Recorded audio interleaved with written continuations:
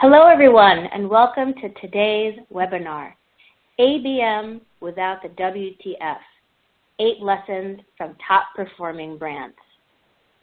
I'm Marjorie Sanabria at Demand Gen Report, and I'll be your moderator for this presentation.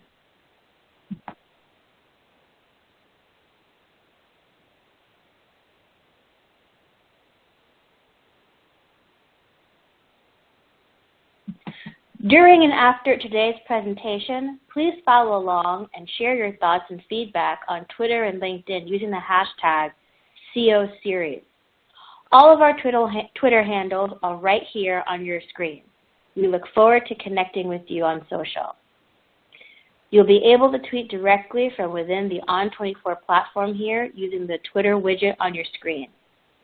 Also, if you haven't done so already, join more than 60,000 subscribers to our weekly newsletter by subscribing to demandgenreport.com today. On24 platform. During the presentation, you can access all the information you need from the platform toolbar.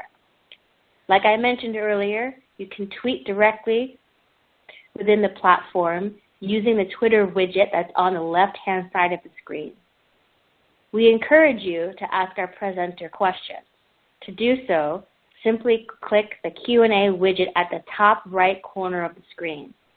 Today's presentation is slated to run about 25 to 35 minutes, with 10 to 15 minutes for Q&A following the session. You can submit your questions using this Q&A widget at any time. Today's session is being recorded, and all attendees will receive an archived link to the presentation to go back and review or share with colleagues. We also welcome you to let us know how we're doing so we can continue to improve the level of value we provide you. Please take our quick survey that will automatically launch once this webinar session ends. You can also pull up, complete, and submit the survey at any time during this webinar by clicking on the survey icon circled here on the bottom of your screen. Before signing off today, please take a moment to complete this quick questionnaire.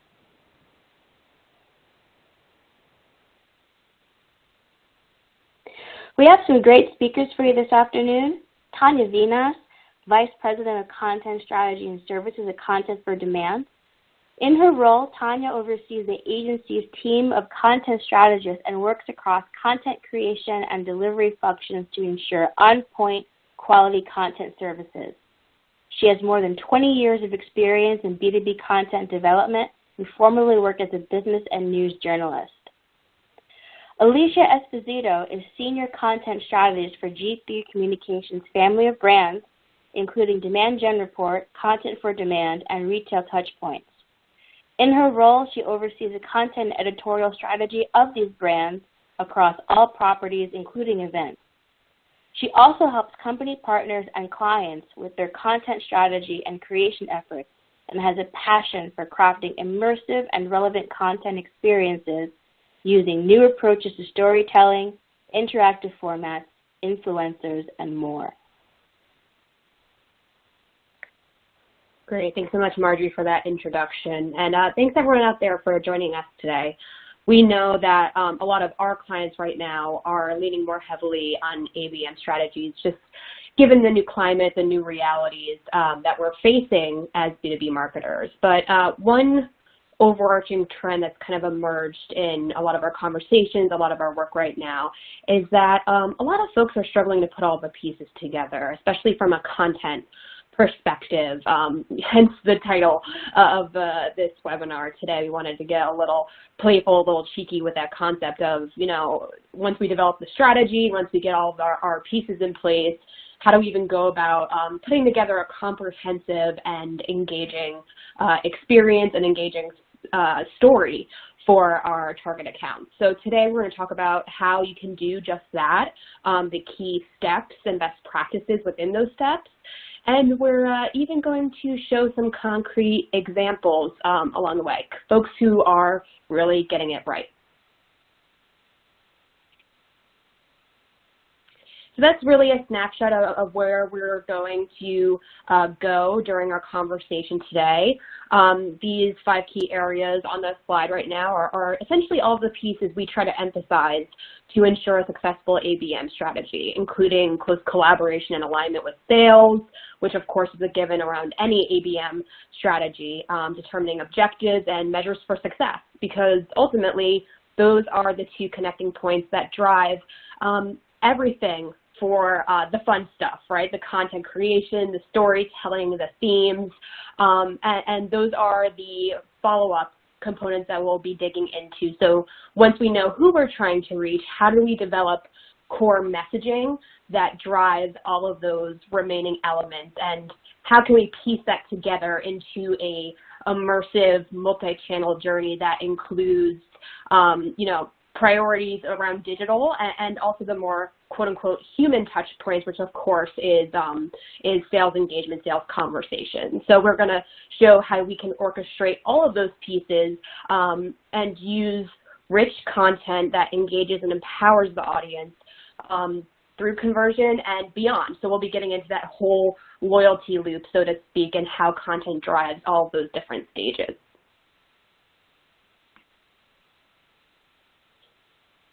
Because at the end of the day, I mean, content needs to be core to any ABM strategy. It's a bit self-serving on the surface, right? Because our company name is Content for Demand. That's what we live and breathe every day. But truly, based on all the conversations we've been having, all of the case studies and success stories that we've seen, content is that underlying component that drives success. The stakes are high in ABM, and every step of your strategy needs to rely on relevant and engaging content that speaks directly to your buyer. So you'll see here that organizations who are doing ABM successfully are prioritizing content that's designed strategically to engage target accounts on a deeper level, whether that be by developing messaging based on specific industries, roles, or unique account challenges and needs. Depending on your approach to ABM, a certain approach to content customization or content fine-tuning, so to speak, may be the most efficient and effective for your team. And that whole notion of meeting content needs and maximizing your team's time, investment, and resources. We're going to be digging into that as well a little bit later in our conversation.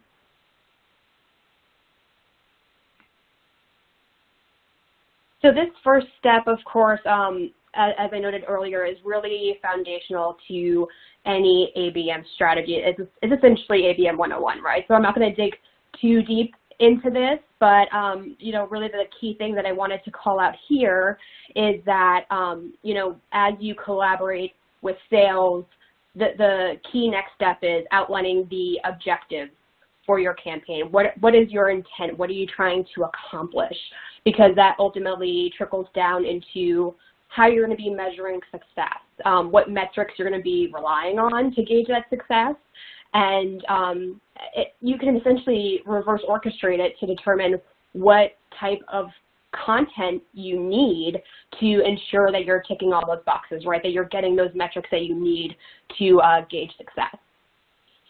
And the metrics that you decide on will vary depending on your approach to ABM, whether it's one-to-one, one-to-few, or one-to-many. Note that especially if you're just starting with ABM, you can always select a single account and use your learnings to scale to more over time. That's one approach that we've seen a few clients take, especially as they're trying to prove the value to other stakeholders. The other thing to keep in mind from a strategic standpoint is, who is the key audience here? Current customers for land and expand activities, or prospects or target buyers for new customer wins. This component also plays a really critical role in determining, what your marketing objectives are and what you'll be measuring in the long term. One universal truth about measurement, though, is that ABM is a long-term play, and I'm sure you've all read this, seen this in other webinars, so you may not see an immediate success or immediate jump in those KPIs, which, as you'll see here on this slide, many ABM leaders especially focus on the longer-term impact metrics, such as revenue impact, increase in deal size, pipeline acceleration, and more. Once you have these fundamentals in place and finalize your list of accounts who you'll be targeting for your campaign, you can kind of start to develop that foundational messaging, which really drives all of the activities, all of the tactics that follow. So I'm going to let Tonya dig into that because she's going to share a little bit about our approach to buyer-focused messaging and how that's extremely successful and effective for ABM especially. Tonya, I'll let you take it from here. Thank you, Alicia. Foundational messaging is really important in content in general, but especially in ABM, because it really bridges the science and creative part of marketing.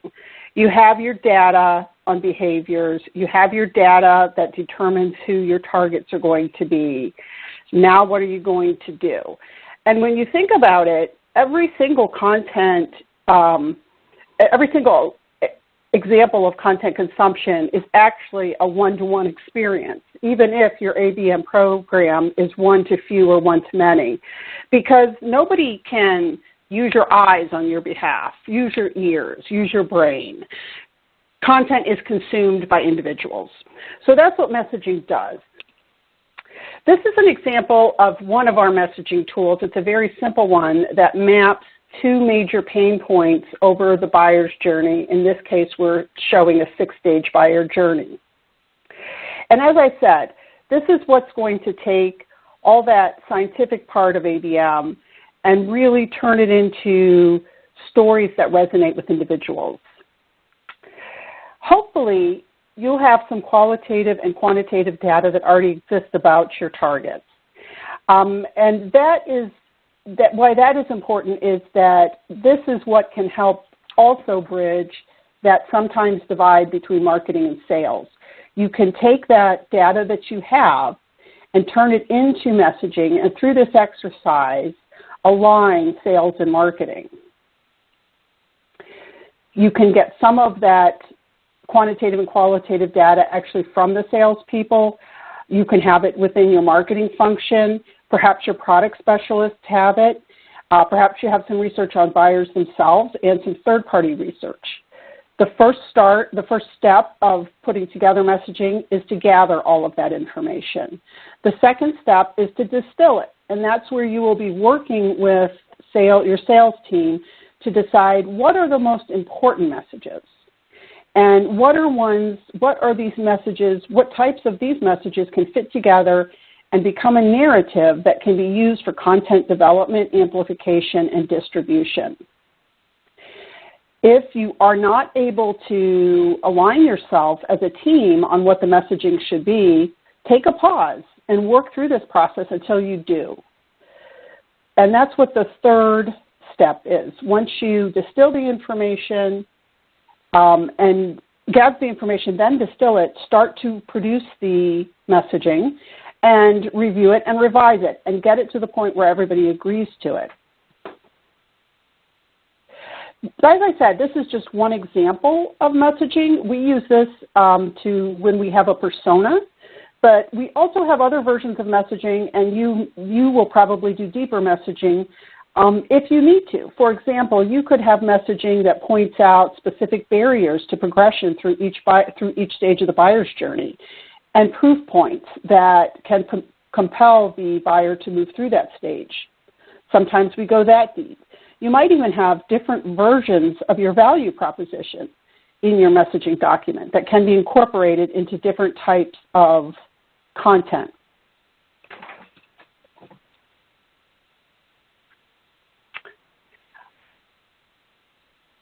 Okay, next slide, please. Another important part of the ABM plan is to choose some themes. Why are themes important? Themes are important because, again, this turns your data, your information, into a story. Sometimes you will have one theme. Sometimes you will have multiple themes. Next, let's take a look at an example of an ABM campaign where they used multiple themes to reach two different audiences. Bright Horizons is a company that provides services for workforces. Their primary targets are HR directors. So what you'll see here is two themes. These are ads, and these two themes are also targeting two separate audiences.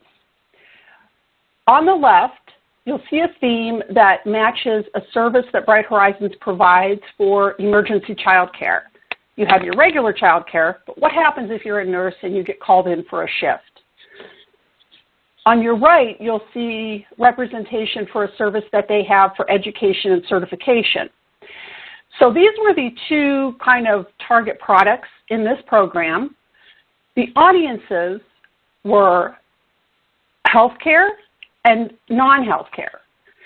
And even deeper down into personalization, they wanted to make sure that they showed women in the left-hand advertisements that were targeting emergency child care, because often they are the care providers in the situation. So this is how they organized their campaigns. These ads were put out. People who engaged with the ad and went further were then sent an actual direct mailer with little prizes and other information related to these two services. It was a great way to come up with two different themes and present them to really 4 different audiences.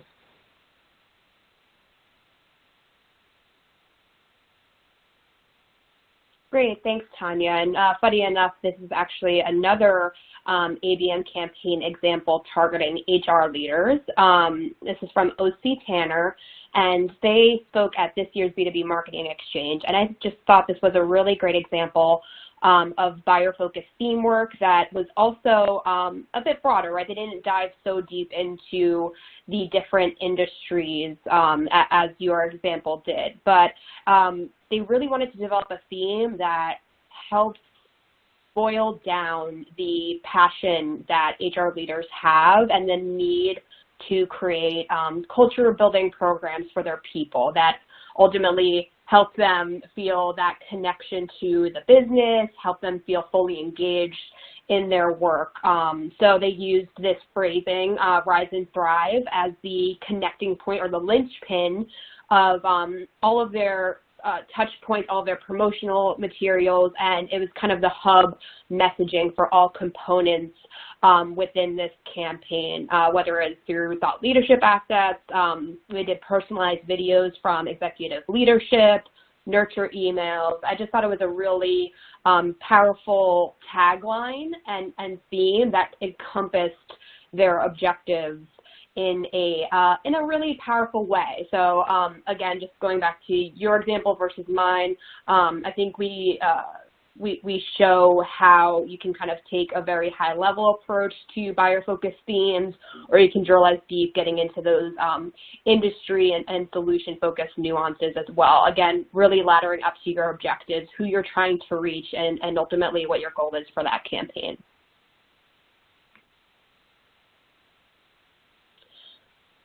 So once you develop that theme, establish that theme that drives your campaign, the next step is determining, all of those interaction points, how a key account or buyer is going to be interacting with your brand throughout this campaign. What is their initial point of discovery, and how will you not just engage them, but urge them to further engage with your content and ultimately your sales reps? And when will SDRs engage? How many times will SDRs follow up before you determine whether an account needs more working or nurturing? These are all of the questions and components that go into this journey framework, right? It really shows that 5,000-foot view, that single source of truth that guides your ABM program. So you build out your buyer's journey and include all of those different tactics that you'll employ at each stage. a quick note around that, though, is that depending on your audience, whether it's existing clients or, net new clients or prospects, you'll kind of want to emphasize different stages. So, for example, if you're trying to expand a partnership with a current client, you may want to emphasize more bottom-of-the-funnel content that helps continually validate their purchase decisions, helps them optimize their investments. Whereas, if it's a prospect, you'll probably want that end-to-end buyer's journey, or if there's, say, a influencer within the buying committee of that prospect account, they may come in more at middle of the funnel, right? So I think it's about understanding all of those different nuances of who you're trying to reach, who, within the buying committee, and again, whether they're a prospect or a customer, all of those components come into play around like what stages of the buying journey you'll want to emphasize and really zero in on. So on the screen are just some of the potential touch points. And again, I think the key thing to remember here is that this extends across channels and, of course, the more programmatic type tactics like advertising, retargeting, and also the more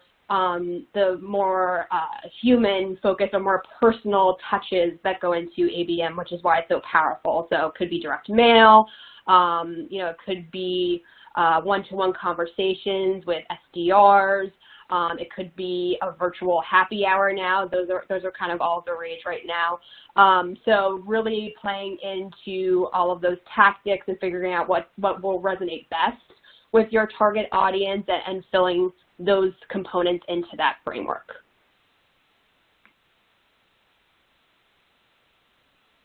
So I wanted to share this example.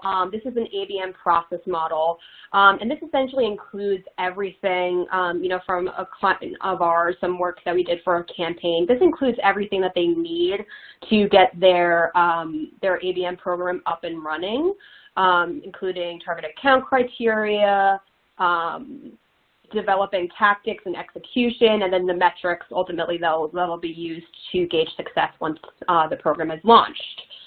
This is kind of the end-to-end, but I really wanted to emphasize the activation section because that's where all of those touch points and tactics are emphasized. So you can do something like this that kind of shows that comprehensive look at the campaign and all of its components. This really helps improve transparency and alignment between sales and marketing, or you can do something that's more reminiscent of the buyer's journey, which we'll actually show on the next slide. Yeah, and I wanted to include this as a slide to not just emphasize the different stages that you may want to consider for your ABM framework, but also determine what content can be or should be included at all of these stages. So I think everyone on the webinar right now knows that this isn't a hard and fast rule. These formats for these stages aren't you don't have to be kind of locked into these, but these are just some general best practices around the ideal formats. But at the end of the day, we truly believe that messaging should guide your format decisions, not the other way around. But I think the key takeaway here is that as you're building out your framework, you want to be thinking about what formats will be best to support your buyers through those stages. Yeah, and Alicia, if I could just pop in two more things here real quick. Regarding the messaging, I failed to mention, the type of messaging example that I showed was for an individual, so it's for persona. But you could have messaging that represents individual companies, messaging that represents individual verticals, or individual products. So, in that example, I showed 6 stages. Here you're showing 4. Again, just to support what you said, whatever works for you in terms of the buyer's journey and the targets, and then just follow these steps that we're laying out. Use your own templates, your own targets, and go back to these foundations, these fundamental elements. Yeah, I think that's a great point, Tonya, because I know just based on our experiences, people do have and use different buyer stages. They're called different things. Like I know for our messaging, we tend to follow serious decisions models. This is a more traditional, awareness to decision and post-purchase stage model. So yes, definitely be true and stay true to whatever buyer stages, whatever models that you use, and just make sure all of those areas are accounted for as you start to map out your tactics and determine where content can and should support you. Right. And then just the second thing, as more content becomes more interactive, I'm noticing that some of those divisions between kind of what format belongs in what buyer stage are starting to be blurred. You know, when you're doing interactive content, it's really more about the experience than the format. So just keep that in mind too.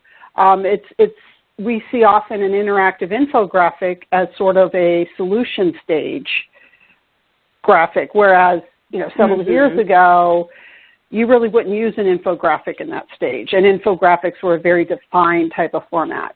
But interactivity is changing that. Yep. No, that's a great point. I think any form of multimedia as well. I mean, even if you think about videos and podcasting, we're seeing a great shift towards more middle and bottom of the funnel tactics for those. So, for example, having customers as the guests on your podcast series, having it be more of a success story spotlight versus more thought leadership where you would incorporate like the traditional type of influencer. So yeah, I think that really ties back to letting the objective and the messaging dictate what format may be best or most engaging for your buyers at this stage, rather than just saying, okay, infographic, no, we want it only at the top of the funnel. The rules are definitely changing. So with that, we did want to share one example of, journey framework execution. So this is from JLL. They actually won a Killer Content Award for their ABM campaign. So this is the Make Space campaign. And this is just a small snapshot of some of the tactics that made up this campaign. So it included everything from direct mail to, of course, digital advertising that was personalized, for the audience. And at a high level, anyone who doesn't know, JLL is a professional services firm that specializes in real estate and investment management for a variety of different clients. So this large-scale ABM program was created for both target current customers and net new clients. So when we were talking about those different audiences at the early stage, they were doing this for both. So they used data from their CRM and their marketing automation, account plans, sales sheets, intent data from demand base. So they really took this truly data-driven approach to prioritizing the right accounts. And they used personalization to fuel this omni-channel program. The company developed content and landing pages. So to your point, Tonya, around use of interactive and personalizing experiences, they created these custom landing pages, for generic office environment clients, life sciences industry clients, and healthcare industry clients. So when people went to those landing pages, they felt like, okay, this environment, this space is for me. So, and there was a variety of different content resources within those landing pages, which isn't quite interactive content, but it is a way for you to kind of create that bingeable experience that the buyer knows that space and all of those corresponding resources are for them, so they can maximize their time. And on the back end, you can kind of see not just the high-level traffic, how many people end up at the landing page, but which pieces they're engaging with, and where are they most engaged? Like what assets are truly resonating with them on a deeper level. So with that, Tonya, I know you have some more examples from clients of ours, so I'd love for you to chime in here and go through those. Yeah, certainly. Thanks, Alicia. So This is from a client, Assurant. Assurant sells insurance and protection services for a wide variety of things that consumers have or buy, everything from mobile phones to end-of-life services like funerals and crematories. In this situation, this is for their division that sells services for mobile devices, so they would be, their audience is actually the providers of those devices, although those companies are selling Assurant products. So this is a pretty small market, and Assurant is, going after a larger market share here. What's interesting about the difference between the awareness and the consideration stage with them, and this is an excellent best practice, they had some great research for the awareness stage about connected consumers. So they were able to reach out, use this content to, in the awareness stage, to raise awareness at this particular company that they're targeting about this fantastic research that they have that nobody else has about individual buyers, connected consumers, everyone from, somebody who owns 10 devices to somebody who buys one every 5 years. So they were able to get out in front of their potential buyers with this content in the awareness stage that said, look at this great research we have, because one of their differentiators is data. They have a lot of data on consumers because of their wide-ranging product portfolio. And then in the consideration stage, we produce some assets with them that talk specifically about what differentiates their services. So things like supply chain, behind the actual purchase of devices. What happens to those devices when you upgrade?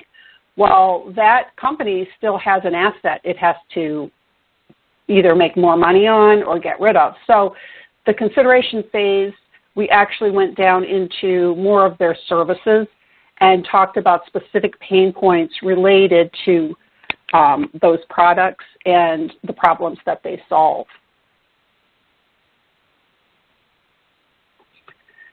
This is another example that had couple interesting aspects to it. BMC is a company that makes software. The easiest way to describe what their software does, it manages other software. So this is an example of a simple theme responding to disruption that they took across 3 industries. In the awareness stage, they wanted to do mailers. In the awareness stage, they sent out Rubik's Cubes to 3 different target audiences, one in the financial services space, one in the retail space, and one in just the general professional services space. So each of these, consumer services space. So each of these, they were designed kind of the same, but the photos and the mottos on top are different. They're specific to each industry. For example, the one with the grocery cart, references, don't let disruption can you. So this was kind of an interesting and fun way to immediately get the attention of their targets and use the same format for a mailer across 3 different industries. How they accelerated or pushed people to the second stage, the solution stage, if people, when they were sent this Rubik's Cube, they were asked to go online and engage, and if they did, then they were sent a book with a personalized bookmark that went deeper into, the risks of disruption and how to respond to them. So I thought this was a great example of using a mailer for 2 different stages. Who's not going to be excited to get this kind of stuff at their desk? Yeah, I really love that, Tonya. And like you said, I think that's a great example of understanding the different journey stages. And, right. Not just their mindset, but what may drive them to further engage and interact with the business. So a fantastic example there as far as how that journey may vary from account to account. The next thing we wanted to dig into is, of course, sales enablement and post-purchase content. And we talked a little bit about the post-purchase content earlier on. But I think that the key thing here that we wanted to really drive home is that with ABM, the most critical thing to remember is that alignment and coordination between sales and marketing, it is a constant, and it's critical for success. And I think this alignment, coordination, collaboration kind of falls into three key areas. So communication shouldn't just be in the initial planning process, right? Marketing should be telling sales how content and campaign touch points are performing, because that helps sales ultimately do their job better. And similarly, sales should update marketing on how, relationships are being nurtured, what account targets are responding to from a content and messaging perspective, how these relationships are evolving, and what they learn in these conversations, right? It almost creates a loop of insight that benefits both parties, and that ultimately helps you improve the effectiveness of your campaign and your strategies moving forward. Second, marketing should always ensure that sales has the context and the content they need to nurture relationships successfully, right? So SDRs should have any appropriate buyer context. So how are these accounts, like I noted earlier, engaging with content? What are they clicking on? What's resonating with them? Because that's key insight that sales can use to inform how they start conversations with these accounts, what key areas, topics, trends, pain points that they focus on when they initiate those conversations, and that ultimately helps them guide them through the remainder of that journey, of that decision-making process effectively.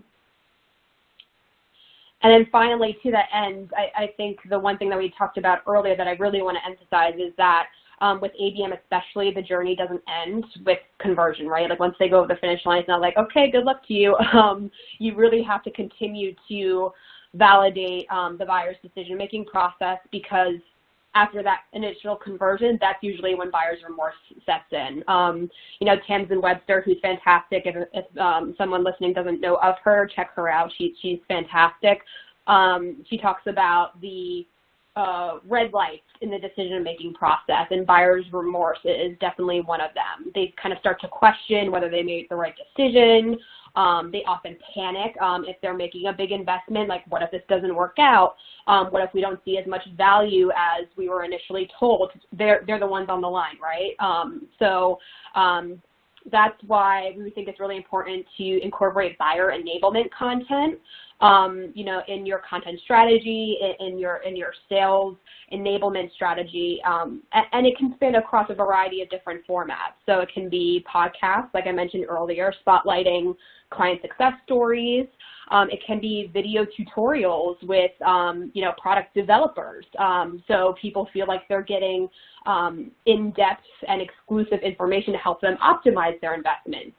It can be a product configurator. This is especially valuable if you sell a variety of different solutions that integrate or work together. So people can actually interact and engage with your products, see how they work together, so they can see that full life cycle of the solution and that full experience that they may have with your technology. So the more you create those types of experiences and those resources that allow them to not just initially validate the purchase decision, but continually feel confidence in that investment and the value that they'll see in the long term, that's where you drive that ongoing loyalty, that ongoing engagement. And this is really critical, again, if you're looking at the existing client base and you're trying to cross-sell or you're trying to get those renewals, that's where that buyer enablement really becomes critical. So always keep that in mind as you're thinking about, your content strategy and the content that you're also providing to sales, because you'll ultimately want them to help facilitate those ongoing conversations and be the ones to be the experts or the consultants in this process, right? So there'll have to be a continuous conversation between both sales and marketing.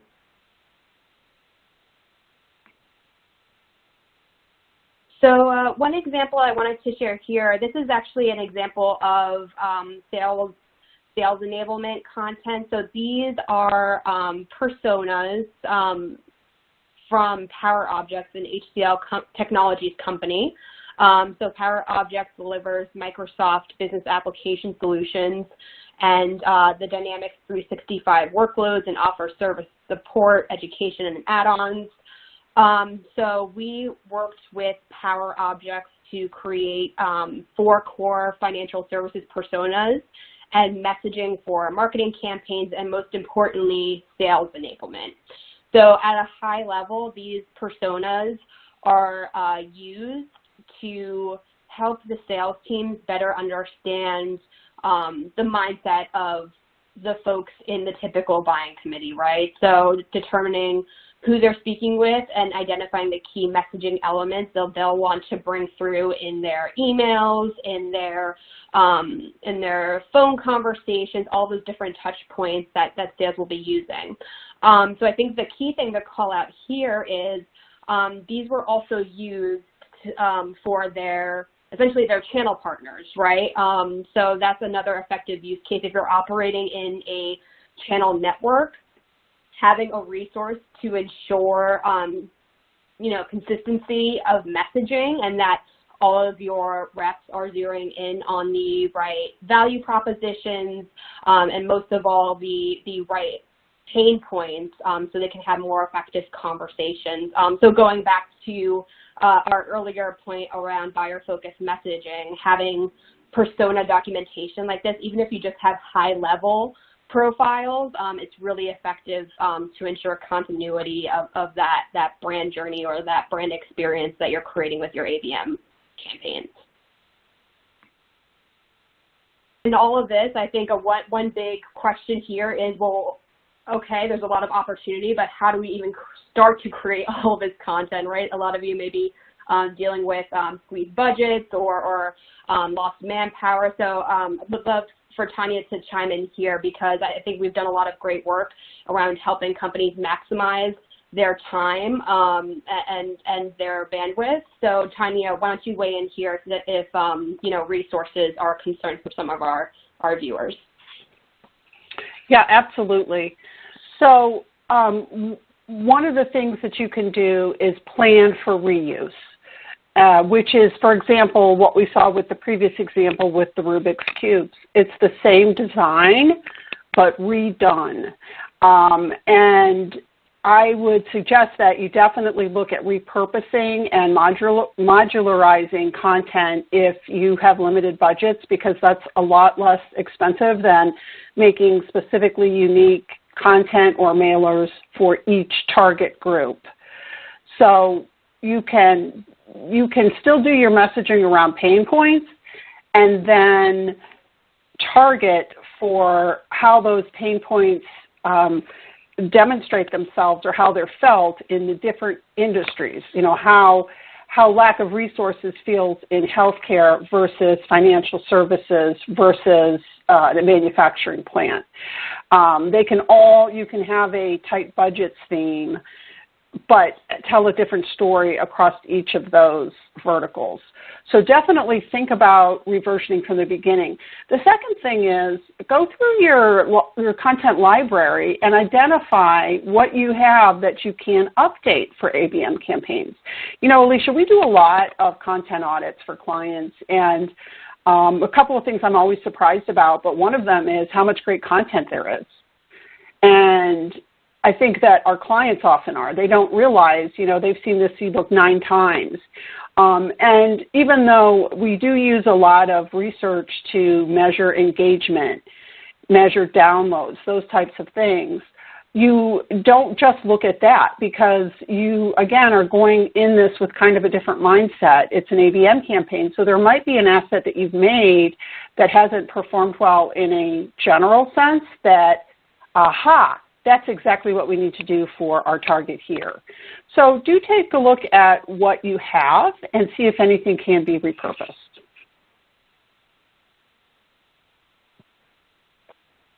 Yeah, I think that's a really great point, Tonya, around looking at the quality and timeliness of the content versus just the metrics before you say, oh, no, it's not going to work for us now. Because to your point, that content can always be refreshed or revised to be a bit more pointed, be a bit more tailored to that, that specific campaign, whether you're engaging a particular account, an industry, segment, things of that nature. So this is an example of a content gap analysis that we did for a client, as well as some content recommendations. So at a high level, when we kind of go through this process, what we'll do is we'll have a specific campaign theme or messaging lined up. And then after we go through a content audit, we'll align those set, campaign themes or, campaign touch points. We'll align that to the content audit, because our goal is to really identify, what do you have in place that can be reused as is, what may just need a bit of refreshing, and also identify gaps, right? So what you'll see on the slide here are the indications of just that. So things that can be reused as is are in green. Orange is, may need some refreshing to be fully accurate and relevant to the audience. Red is a clear gap. So going through this process allows you to kind of map out what you have, and then better prioritize, your time and your resources. If you do have a very significant gap at bottom of the funnel, okay, we really need to address this, and we need to, get resources, time and budget behind this piece, because it's critical to finishing our end-to-end journey, so to speak. The other thing to note, I think, that we've added to our audit process, Tonya, that I think is really powerful is, incorporating, a repurposing score, right? We look a lot at the evergreen nature of content. So are there any mentions, whether it be data, mentions of new regulations, or, news developments that may impact the timeliness of content? But then we can look at repurposing potential as well. So there are certain formats like Big Rock eBooks that are ripe for repurposing opportunities, and that can help you also narrow down, what content you may use, as is. So if you want to just reuse the Big Rock ebook, if it's pretty evergreen in nature, or you can break it down into a few shorter form assets that allow you to cover more of your bases, so to speak. So again, key thing to take away here is do a gap analysis based on your campaign touches or underlying messaging, and then take a close look at the content, what can be used as is, what should be refreshed, what can be reimagined for new formats that are better fitting to your audience, and really zero in on those gaps so you can make sure you're spending your time and money wisely.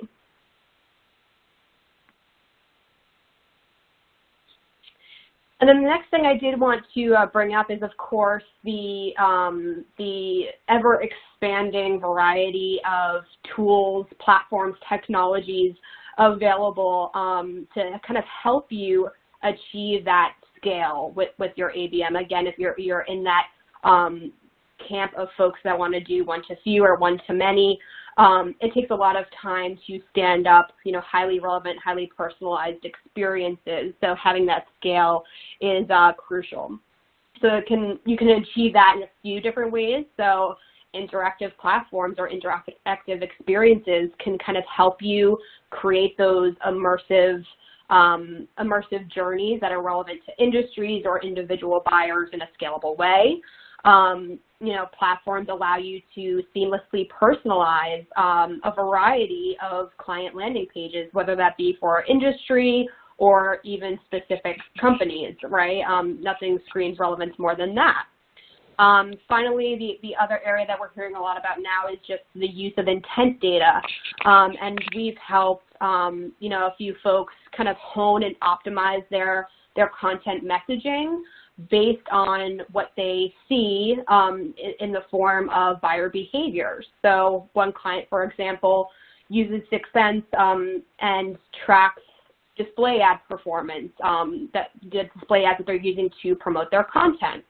So, what we did is we had these 3 landmark pieces of content for, a variety of different buyers, variety of industries. But what we did on the back end was look at, what search terms or key phrases were they using to search for similar solutions, right? Like what phrasing were they using? So we actually used those, incorporated them into banner ad messaging to ensure more relevance, capture their attention more, because again, at the end of the day, it's all about speaking your buyer's language. So what I really wanted to emphasize here for this slide is, yes, there is a lot of great tech out there to support that scale as you grow your ABM programs, as you do more of them.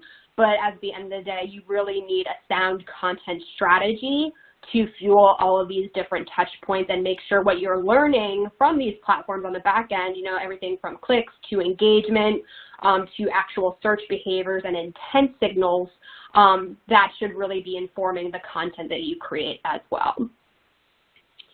So I know we went through a lot of examples, a lot of best practices and strategic areas to kind of help you hone your content, but Tonya's going to break it down into, I think, 5 key things that we really want to zero in on. Tonya? Thanks, Alicia. So your comments on personalization really fit well into the number 1 item here, which is don't forget to consider the whole buying committee. When I started in B2B marketing 2 decades ago, everybody was targeting the C-suite. It didn't matter what you were selling. You targeted the C-suite. That's changed so much, partly because organizations are flattening and partly because behind part of that flattening is technology. Everybody has access to data that they never had access to before, and they can make decisions. So you can't just assume that you know who's on the buying committee. Do your research before you do your messaging, when you're doing your targeting, and make sure that you understand everybody who's actually signs on the dotted line and has an influence. Could be a user, could be somebody who's just in a function themselves, like procurement, that doesn't actually use the technology or the solution or whatever you're selling. But you do need to understand who you need to target. Just a caveat here, public companies are different from private companies usually here. So make sure you understand that. Number 2, get scrappy if you need to. And this is what we talked about in terms of using modular content, repurposing what you have, planning to reversion. ABM hasn't been around a long time.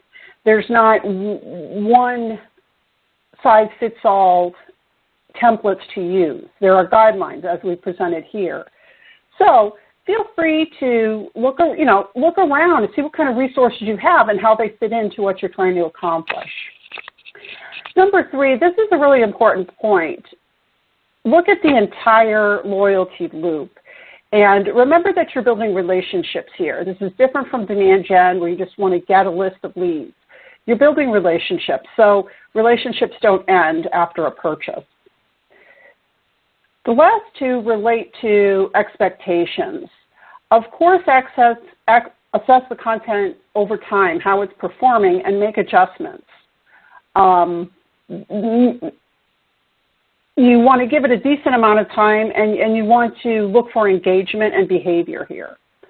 And then finally, don't expect immediate success. You're not going to go from pushing a button to send out an email to closing a deal. Again, this is about relationships. It's about building a relationship over time that ultimately leads to a deal, a larger deal, more money over time. This isn't a quick, rapid turnaround. Alicia, I think we're ready to wrap up, and you have things to say. Yeah, thanks so much, Tonya, and thank you again for boiling all of this down into 5 key takeaways. I think we covered a lot of ground today. there may be some follow-up questions, and we encourage you to submit them, get in touch with us. But I think the one thing to remember here is that, there are a lot of moving pieces. This does take a lot of work, and we know now more than ever, folks are strapped for time and resources. They sometimes need support.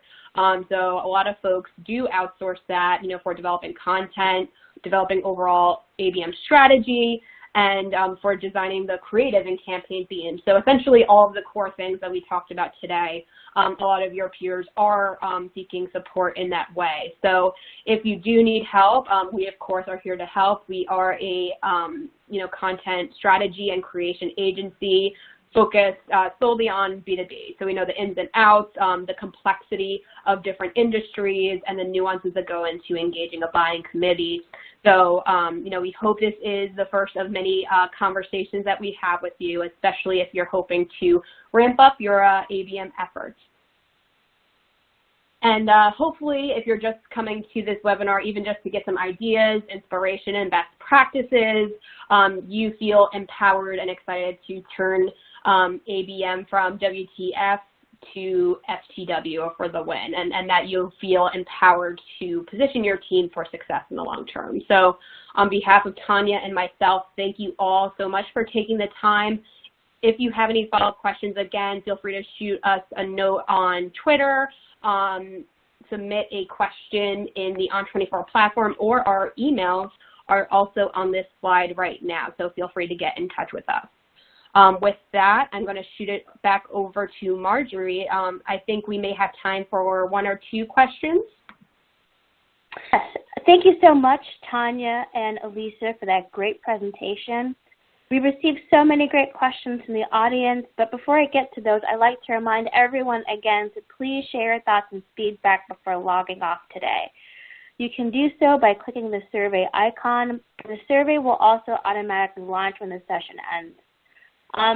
Just a quick heads up to everybody, we'll get to as many questions as we can live. We are a little bit short of time, so if you don't get to your question today, don't worry. We will be sure to follow up with you with an answer by email.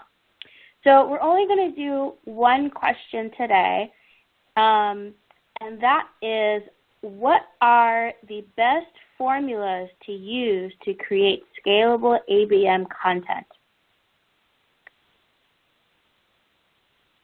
Yeah, so I think this kind of goes back into something that we already shared, but let's drill in on it a little bit more, Tonya. So around, being scalable with your efforts, right? I think that kind of goes back to the reversioning and repurposing points that you brought up earlier. It can be as simple as changing a title and a few images, or it can be a bit more high touch if you're, say, targeting, one specific account, and you really want to prove your knowledge and your understanding of the business. You can kind of include that into the narrative or story there. So I think from an actual content piece perspective, those seem to rise to the top for me. And then in terms of formats, I feel like interactive is presenting a lot of opportunity for folks to further tailor those content experiences, those content journeys in a really scalable way. But Tonya, I mean, what do you think are the key ways to really ensure scale, especially as folks try to target more accounts? What rises to the top for you?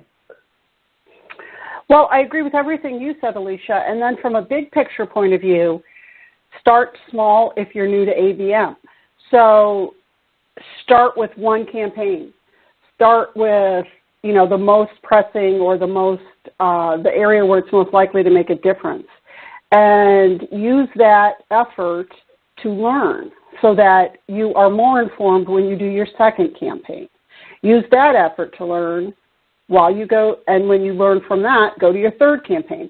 So, there's a lot of things about ABM that are the same as general content marketing, but there are a lot of things that are different. So don't beat yourself up and think you need to know everything about ABM. I've seen a lot of clients be successful by starting small with, as I said, one campaign and then learning from there. Yeah, great point. All right. Well, thanks again, Alicia and Tonya, for such education and answering that question in a lot of details.